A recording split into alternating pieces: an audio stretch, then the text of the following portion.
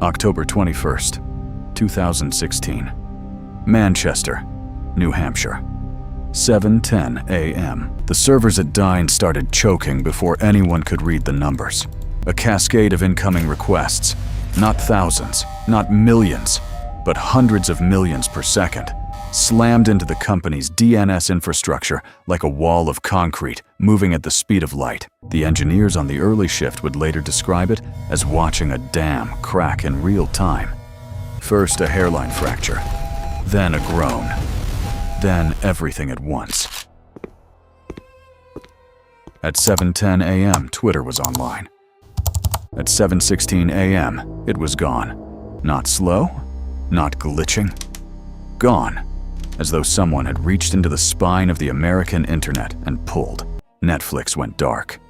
Reddit returned blank pages. Spotify cut out mid-song, mid-lyric, mid-breath. Across the eastern seaboard, millions of people stared at their screens with the same bewildered expression.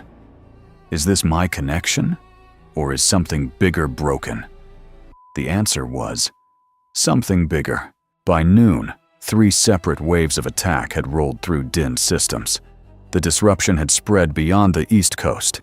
Europe was next. The list of casualties read like a directory of the modern web.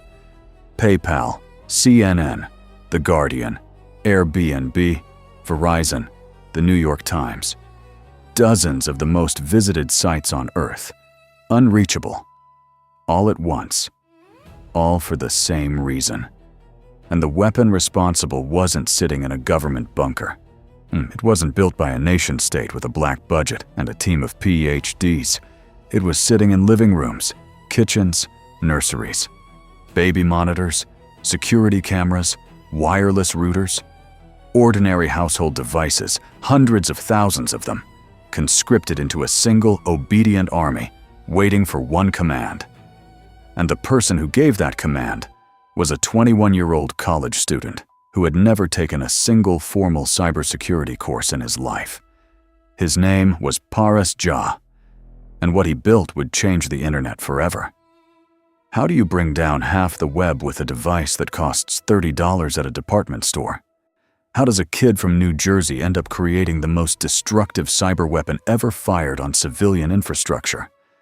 The answer begins not with malice, but with Minecraft. Paras Jha was not, by any conventional measure, a criminal. He was a computer science student at Rutgers University in New Jersey. Quiet, technically gifted. The kind of person who spent weekends reading network architecture documentation the way other people read novels. He wasn't driven by ideology.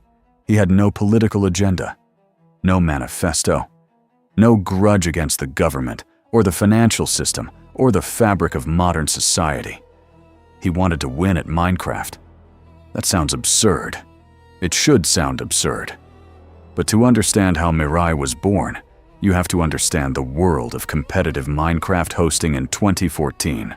A world that was, beneath its pixelated surface, a genuinely ruthless marketplace. Server operators competed for players. Players meant revenue. Revenue meant survival.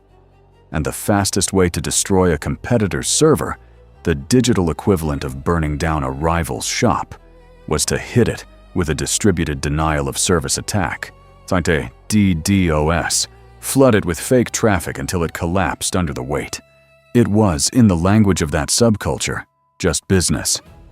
Jha ran a Minecraft server hosting company called ProTraf Solutions. He was good at it.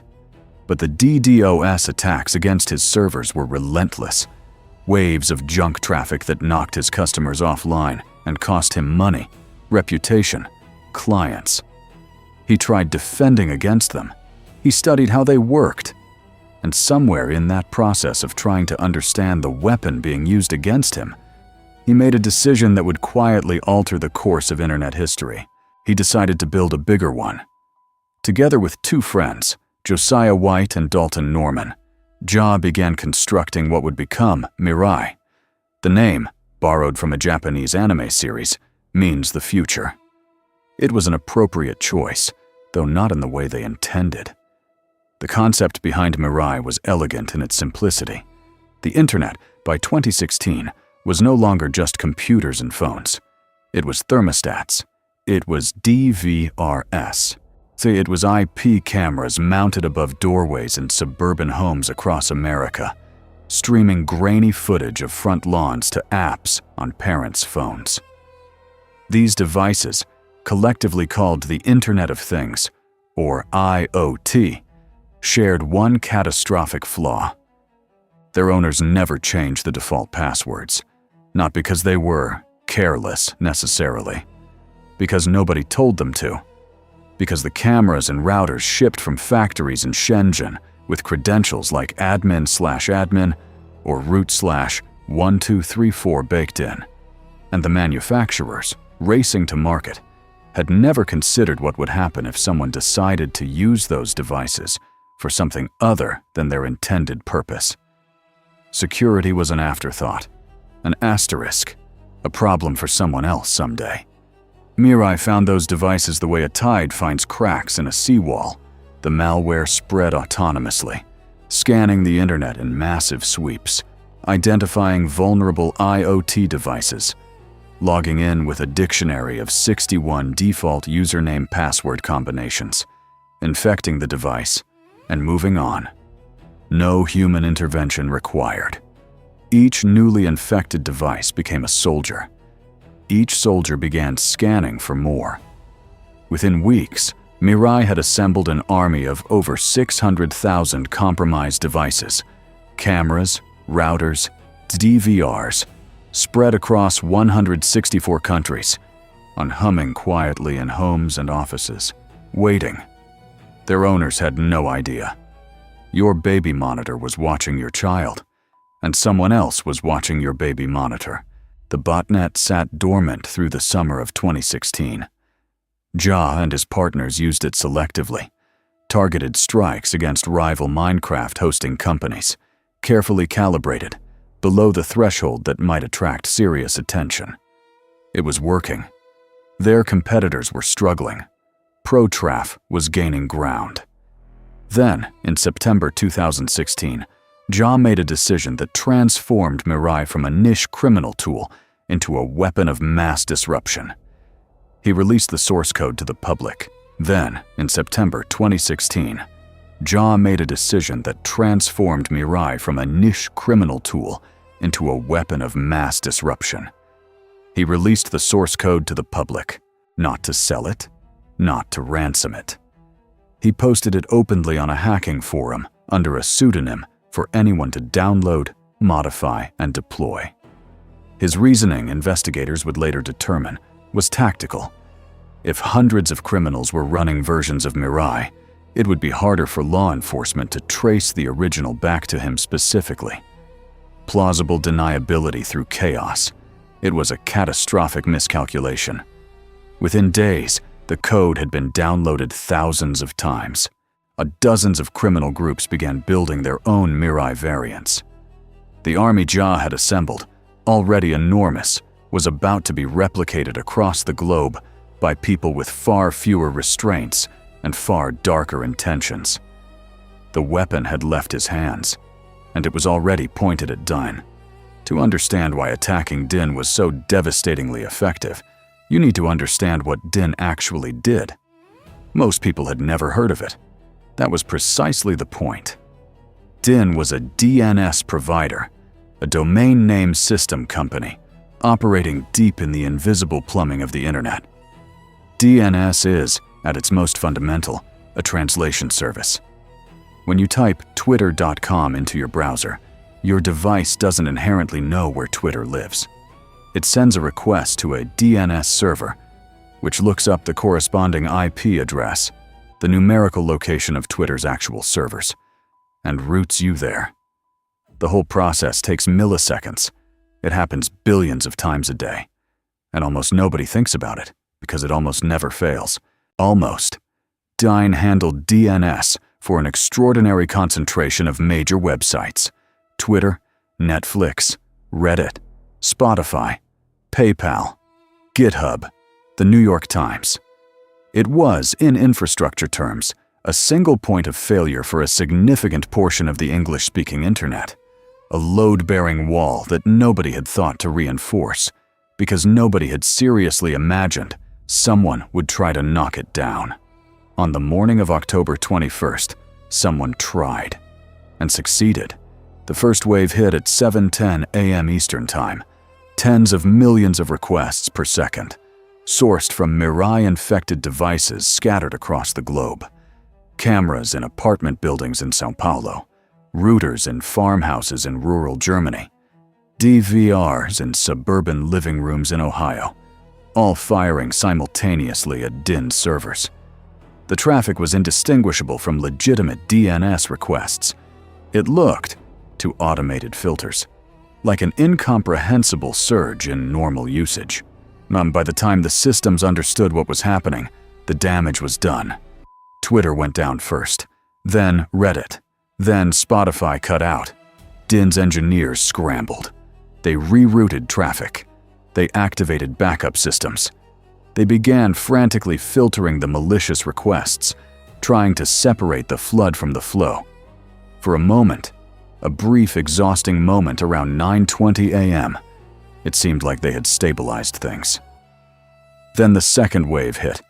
It was larger, more distributed, sourced from a different configuration of devices, hitting different nodes in DIN's infrastructure. The systems that had just recovered buckled again. The sites that had flickered back online went dark once more. In DIN's operations center, the mood shifted from controlled urgency to something closer to controlled panic. The specific, professional dread of engineers who understand exactly how bad things are and have run out of obvious solutions. By midday, a third wave was building. Across social media, what little of it was still functioning, the public reaction moved through predictable stages. Confusion first, then frustration. Then, as the scope of the outage became clear, something rarer, genuine unease. People began to grasp, in a visceral way that months of cybersecurity news coverage had never quite managed to convey, how fragile the infrastructure of daily life had become. Office workers couldn't access cloud systems, so journalists couldn't file stories. Retailers lost hours of online sales. Emergency services that relied on web-based tools found themselves improvising. The internet had become load-bearing, and today it was failing. In Washington, officials at the Department of Homeland Security were monitoring the situation in real time. The FBI opened an investigation. Theories circulated: state actors, foreign governments, coordinated terrorism. The scale of the attack suggested resources and sophistication that pointed toward nation-state involvement. Russia was mentioned. China was mentioned. North Korea was mentioned. No, nobody mentioned a 21-year-old in New Jersey. By 6 p.m., DIN had managed to fully restore service. The 3 waves of attack had lasted the better part of a day. The total volume of traffic generated by the Mirai botnet during the assault was later estimated at 1.2 terabits per second, a number so large it had, until that morning, been considered essentially theoretical. A number beyond the threshold that the Internet's architects had ever seriously planned to defend against. It was the largest DDoS attack in recorded history, and it had been launched, in significant part, by baby monitors. The silence that followed felt different from the silence before. DIN servers were running again. The sites were back. The traffic was flowing. But something had shifted, quietly, irrevocably, in the way that serious people thought about the security of the internet. Every device connected to the network was now, potentially, a weapon. Every unsecured camera, or every default password router humming in a closet somewhere. The question was no longer, could someone weaponize the Internet of Things at scale? The question was, who had just done it, and what were they going to do next? The investigation that followed was, by the standards of federal cybercrime cases, unusually quiet. No press conferences, no dramatic raids broadcast on cable news, no leaked intelligence assessments pointing fingers at foreign capitals. The FBI's cyber division worked the case the way good investigators always work the hardest cases, methodically, patiently, pulling threads until something unraveled. And in the world of cybercrime, threads are everywhere. Most criminals just don't realize how many they're leaving behind. The public theory, in the weeks after October 21st, remained focused on nation-states. Security analysts wrote long pieces about Russian cyber doctrine. Congressional staffers requested briefings on Chinese infrastructure attacks. The narrative had momentum. It felt right, politically and narratively, that an attack of this magnitude must have originated from a government with resources and motive. The FBI wasn't so sure. The agents assigned to the case began where all digital investigations begin: the data. The Mirai source code, now publicly available, was forensically examined. The forum post where it had been released was traced through layers of anonymization. IP logs, server records, registration data, each one a dead end on its own, each one a piece of a picture that was slowly, painstakingly coming into focus. What they found surprised even seasoned investigators. The signatures embedded in the code, subtle patterns in the way it was written, architectural choices that functioned like a fingerprint, pointed not toward a government lab, but toward a small group of young Americans. The pseudonym used to post the code led, through a chain of digital breadcrumbs, to online gaming communities, to Minecraft forums, to a hosting company in New Jersey called Pro-Traf Solutions, to Paris Jaw. The moment investigators identified Jaw as a suspect, the case shifted from a question of who to a question of how to build a case that would survive prosecution, how to untangle the web of co-conspirators, how to prove, beyond reasonable doubt, that a college student had built the weapon responsible for the largest cyber attack in history. It was not straightforward. Jaw was careful. He had used anonymizing tools, layered identities, carefully compartmentalized his activities. But he had also made mistakes. Everyone does. One of the most consequential was his attack on Rutgers University's own network. Before Mirai became a global weapon, Jaw had used earlier botnet iterations to repeatedly knock Rutgers offline, targeting the university's authentication servers, disrupting finals periods, causing millions of dollars in damages, and forcing the school to spend heavily on upgraded infrastructure. It was personal. Petty, even, by the standards of what came later. But it left a trail: university logs, timing patterns, network forensics, all of it pointing inward, and toward a student who was simultaneously enrolled there and quietly destroying the institution's systems from the inside. It was the kind of mistake that investigators call a gift. By late 2017, the FBI had enough. Jaw, White, and Norman were approached separately. Faced with the weight of evidence assembled against them and the prospect of federal charges that carried sentences measured in decades, all three made the same decision. They cooperated. The plea agreements were filed in December 2017 in federal court in Alaska, a jurisdictional quirk that surprised legal observers but reflected the geography of one of the investigating agents. All three men pleaded guilty to charges under the Computer Fraud and Abuse Act. Jaw additionally pleaded guilty to the Rutgers attacks. They were young. Jaw was 21, White and Norman similarly aged. They had no prior criminal records. They had caused, by conservative estimates, hundreds of millions of dollars in economic damage and disrupted the daily lives of millions of people across multiple continents. And they had done it, originally, to win at Minecraft. The courtroom proceedings were, by the standards of the crime, almost mundanely quiet. No victims read impact statements about national security. No government officials testified about geopolitical consequences. Three young men sat before a judge and answered questions about server hosting, IoT vulnerabilities, and a piece of malware named after a Japanese anime series. But outside the courtroom, the implications were anything but quiet. Because Ja, White, and when Norman had not acted alone. Not really. They had built the weapon. But the attack on Din had been carried out by someone else entirely. Someone who had downloaded the Mirai source code after Ja released it. Someone who had taken that code, modified it, scaled it, and pointed it at the internet's infrastructure with a precision and destructive ambition that even its original creators hadn't fully imagined. That person was never definitively identified. They are still out there. In the months after October 21st, 2016, something unusual happened in the cybersecurity industry. People started telling the truth. Not all of it.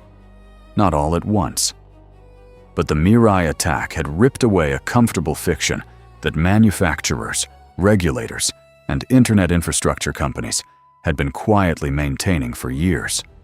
The fiction that the Internet of Things was a convenience story, not a security story. That the proliferation of connected devices was an unambiguous good, a march of progress, a future worth rushing toward. That the risks were theoretical, manageable, someone else's problem to solve on some distant tomorrow. October 21st was that tomorrow. The numbers were stark. By the time Mirai reached its peak infection rate, it had conscripted devices in 164 countries. The cameras and routers and DVRs that formed its army were products sold by dozens of manufacturers, many of them household names, many of them aware, at some level, that their default credentials represented a security liability. None of them had considered it urgent enough to fix before shipping. None of them had imagined the liability would one day materialize as a terabit-scale weapon aimed at the heart of the internet. The lawsuits that followed were muted. The regulatory response was slow.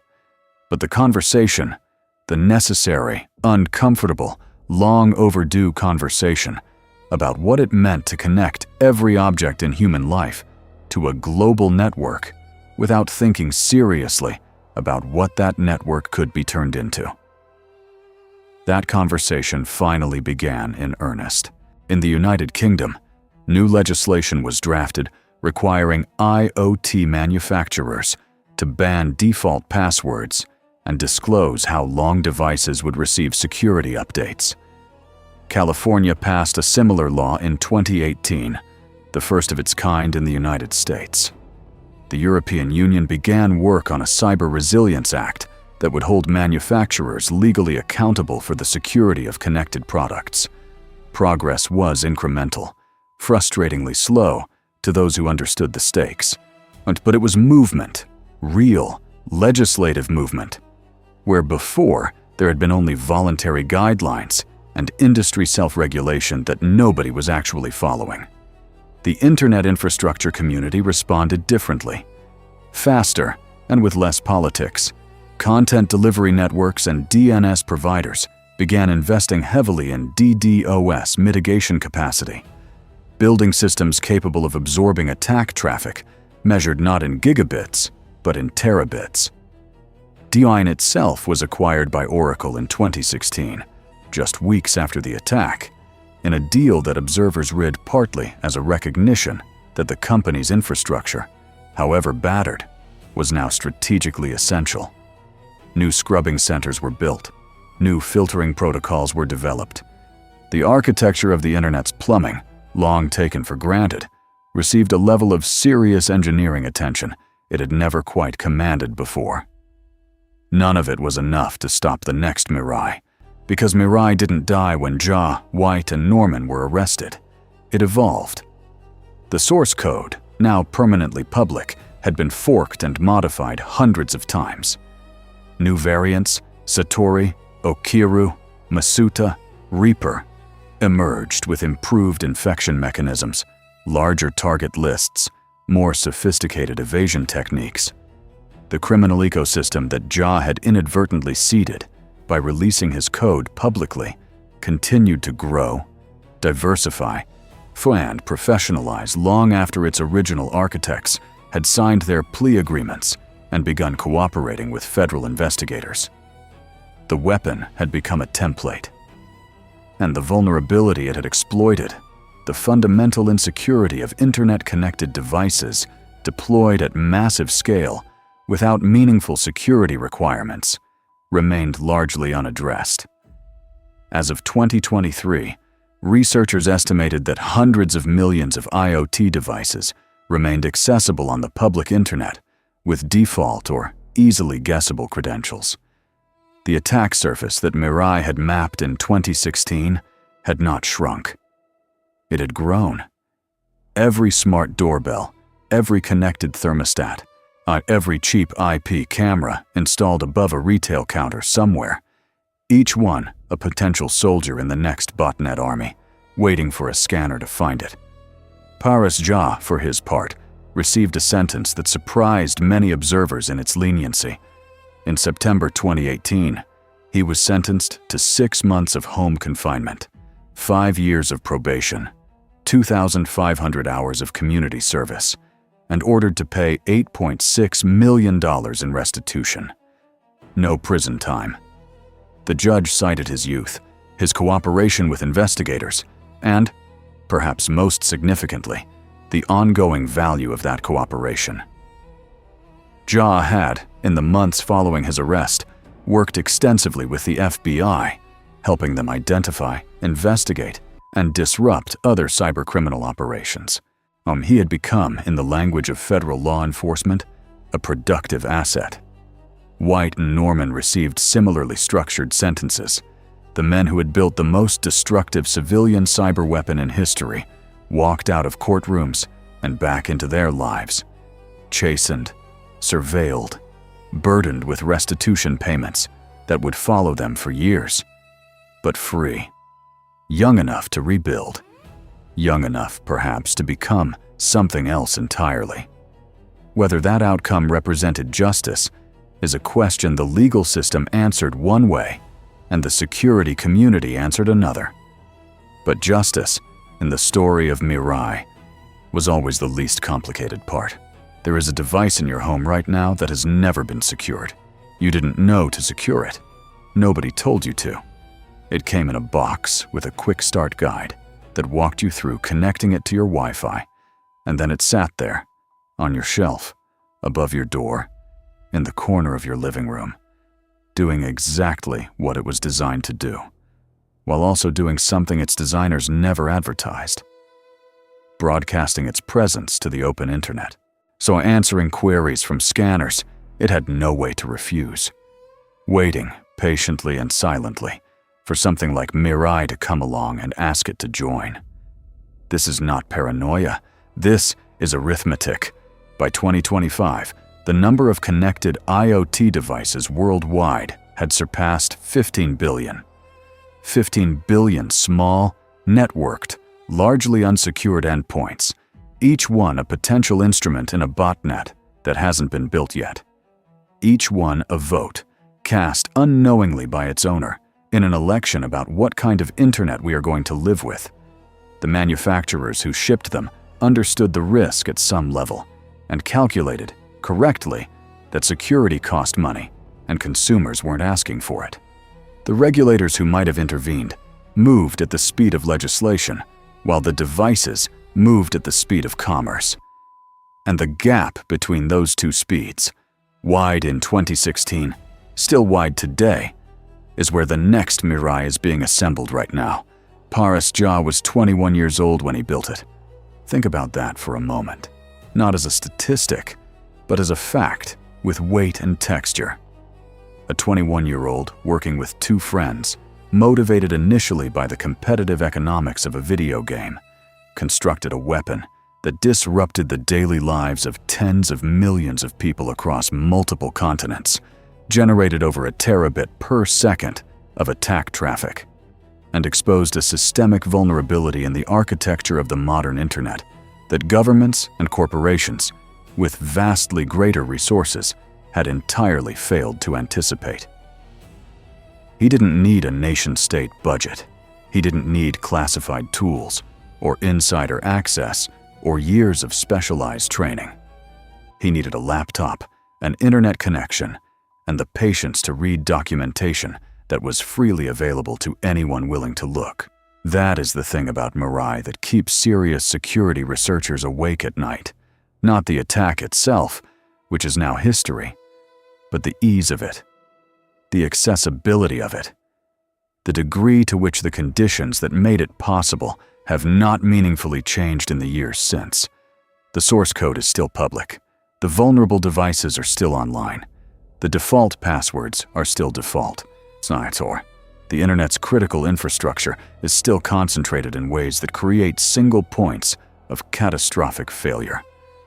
And somewhere, right now, someone is reading the Mirai source code for the first time. They might be a researcher, mapping vulnerabilities to patch them.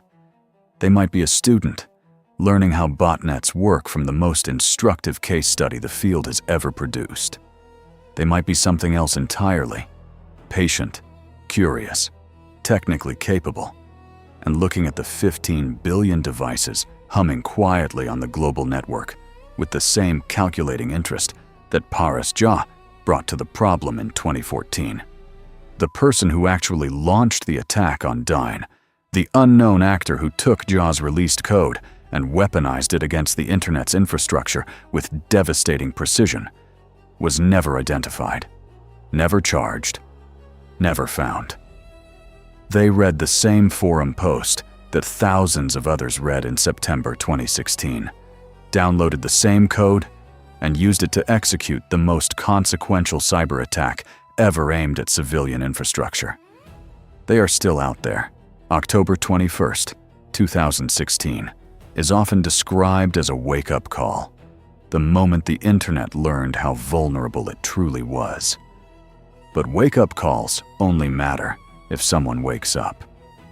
And a decade on, the alarm is still ringing, largely unanswered, in a world that has continued to connect more devices, more systems, more of the critical machinery of daily life, to a network whose security assumptions were formed in a different era, for a different scale, against a different kind of threat. The internet survived Mirai. It absorbed the attack, restored its services, and moved on with the particular resilience of systems too large and too essential to stay broken for long. But resilience is not the same as security. Recovery is not the same as readiness. And the lesson of Mirai, the real lesson, the one that matters beyond the courtroom sentences and the legislative responses and the terabit per second records, is simpler and more uncomfortable than any of those institutional reactions suggest. We built a world that runs on the internet. Then we connected everything in that world to the internet. And then we left the door unlocked. All it took was one person to notice,